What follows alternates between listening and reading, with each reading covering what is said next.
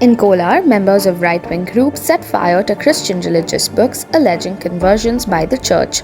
Representatives of the Christian community were conducting a preaching drive and went door-to-door for the same. This was when the right-wing group members started questioning them and snatched the booklets to set them on fire.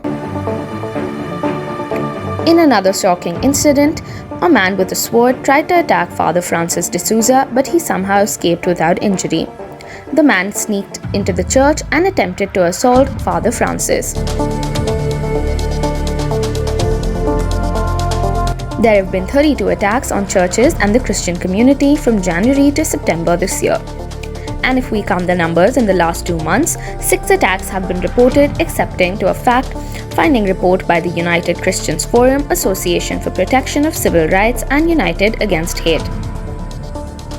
Chief Minister Basuraj Bommai said the bill on forcible religious conversions will be up for discussion in the winter session of the State Assembly.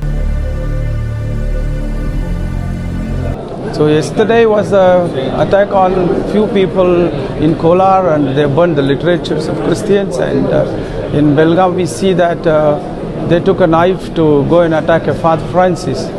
So we as Christian leaders, I strongly condemn this, the act of their politics activity, and they cannot take this to the churches and to the Christian leaders and the workers. This is absolutely wrong, and what they are doing is for their own benefits in the politics and the law, and which is against the Christian law and against the law of the constitution and secularism. So why do you think these kind of attacks happen only particularly? So I think because they want to prosecute the Christians and they want to condemn the Christians on the basis of their own ideas of politics and their own ideas to put and condemn a minority session where they don't want minorities to come up. Maybe this is a political view of their own ideas, nothing to do with anything with the churches or that, but they want to condemn and depreciate and put down the Christian community, which is not doing any harm to the society.